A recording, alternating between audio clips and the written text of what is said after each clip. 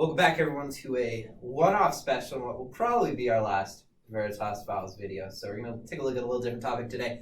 But again, I'm Josh Edwards, this is Gage Gellerman, and we have special guest today, Blakely Winslow, who is taking over as the Director of Minds Christian Challenge. So we're excited to finally add another person to our board.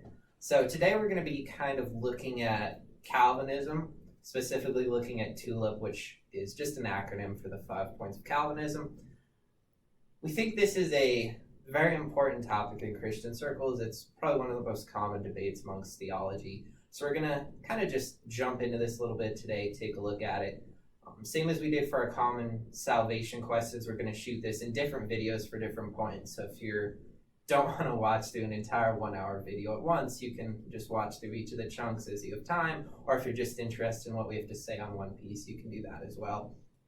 So it is important to note that while Calvinism and T.U.L.I.P is probably the most known or just common way people think about these, it's not the only way. There's many different people who have different combinations of, maybe the Calvinism points and their Arminian points or completely different points altogether. And so you'll find a whole broad spectrum, and that's not necessarily, the most important thing to focus on. But we're just going to focus on kind of the main five again, just because that's probably what people are most familiar with, but we'll be kind of talking about some offshoots on that as well.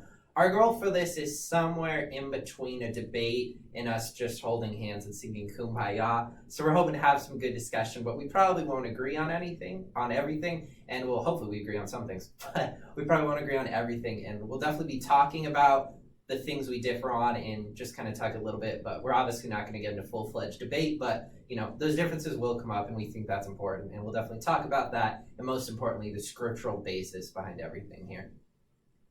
Yeah, like Josh mentioned, I think the biggest question I try to answer within, discussions like this that are often controversial is not whether or not I agree with it or someone else agrees with it, but is it biblical?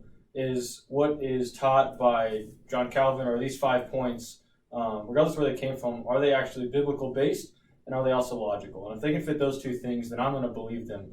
It's not necessarily my personal opinion that matters, but what God's word says. Yeah, and I would just add that what we're going to be talking about today, some people may think just because of the terminology, we're getting into kind of finer points of theology, but actually each of these categories that we are going to discuss are really critical for you.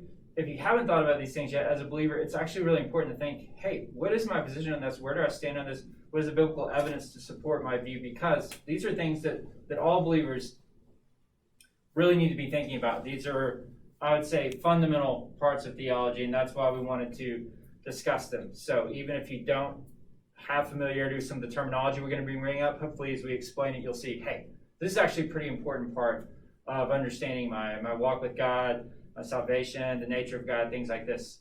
And so if you don't know yet where you stand on some of these things, hopefully after this video you'll be motivated to look into God's word and find where he's leading you to read and what he's leading you to believe about this.